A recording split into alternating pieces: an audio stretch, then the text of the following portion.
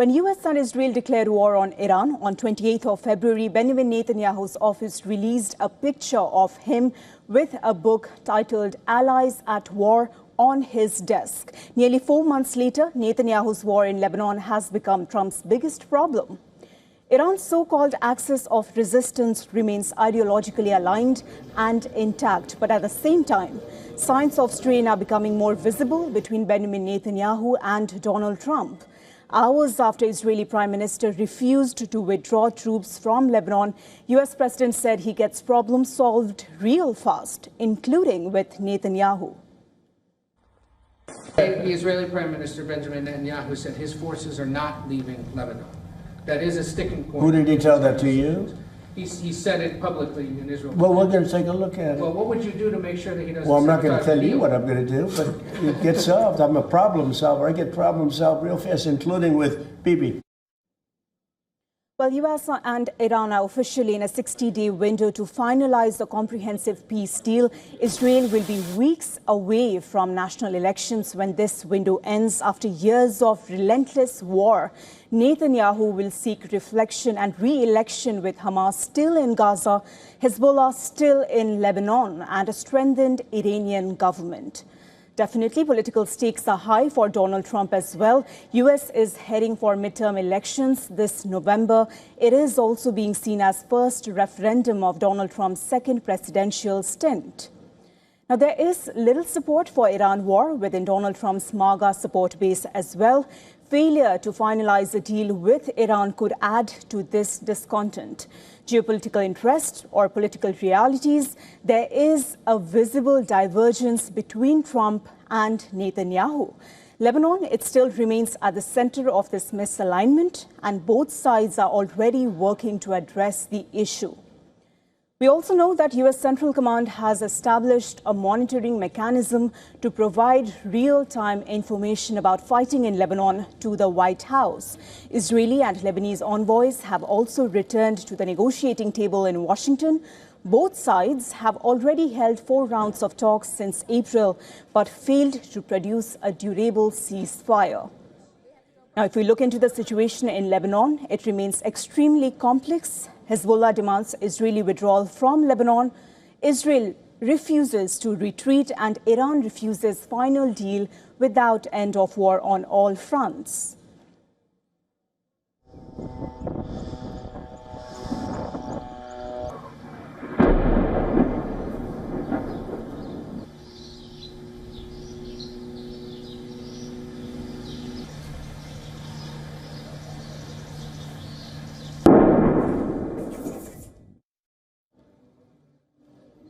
Well, so far, Israeli Prime Minister Benjamin Netanyahu has still insisted that without these 2 wars, the latest wars, Iran would have created and used nuclear weapons against Israel. But this comes in contradiction to what US intelligence agencies or even the UN nuclear watchdog has assessed.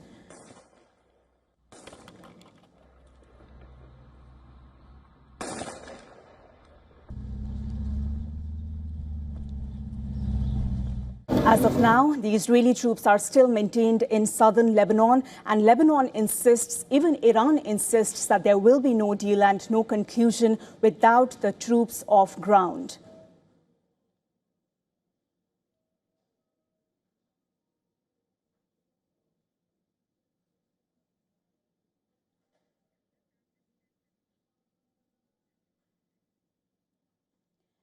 Well, as of now, definitely Benjamin Netanyahu and US President Donald Trump seem to be at odds, with one contradicting the other to reach a conclusion that will ultimately settle the war in West Asia.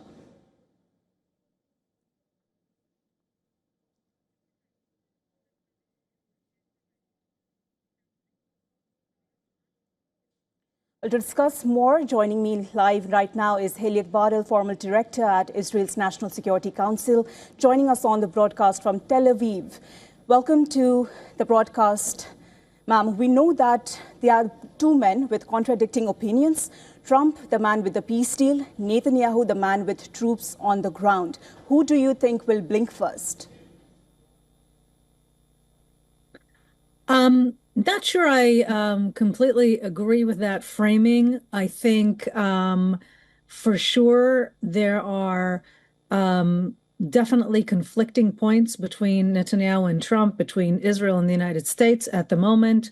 I don't think really there's a scenario in which Trump really stands behind something, and Bibi Netanyahu stands up to him and refuses to acknowledge or accept a request from the United States. I think there's a bit more of a gray area here than depicted. In other words, I think that President Trump completely understands the security needs that require Israel to have some sort of control over the northern border, where its northern towns and villages are being directly targeted by anti-tank missiles, by drones, and of course, with the threat of an invasion, the way we have seen on October 7th, and we know that Hezbollah was planning for as well.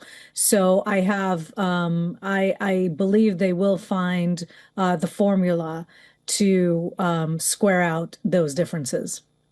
Ms. Varel, if Trump understands the situation and the conundrum that Israel is in, what do you think is the ultimate way out, even with this divergence in opinions? Well, I think the point to look at is the talks between Israel and Washington underway. I'm sorry, between Lebanon and Israel underway in Washington as we speak. Really as we speak right now, which have been a venue that I believe should have been pursued long ago. And I believe Prime Minister Netanyahu took too long in engaging in that venue.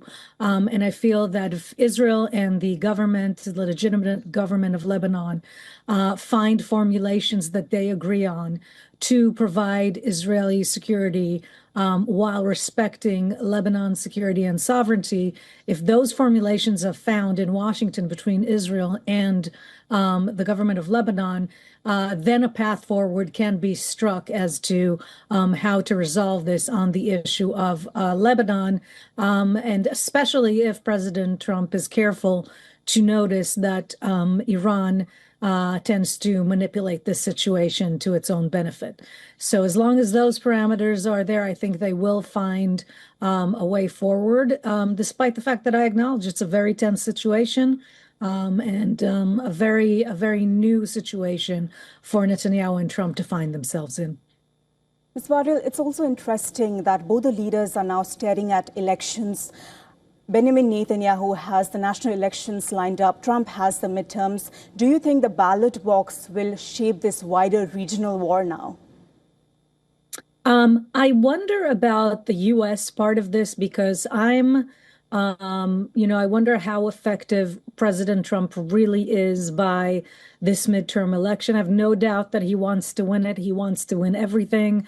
That's his obviously his disposition, and of course, it's important to the Republican Party. I'm not completely sure if that really directs his decisions, as it is his last term and he has other goals that he might be focused on. Benjamin Netanyahu, I think, is highly affected by the upcoming election. He finds himself in a very difficult situation internally here in Israel, with a very wobbly base of support and coalition. Polls are looking very bad. If you're looking at the Israeli strategic situation at the moment, it does not look good despite some stellar military tactical achievements for the IDF, for the state of Israel. They have not been turned into the strong strategic outcomes we would have expected. And I think there's pretty wide acceptance of that in the public, which bodes badly for Benjamin Netanyahu. So I think he's far more affected by these electoral considerations than Donald Trump.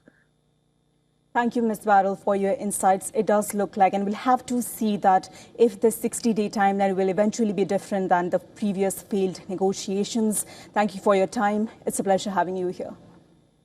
Thank you.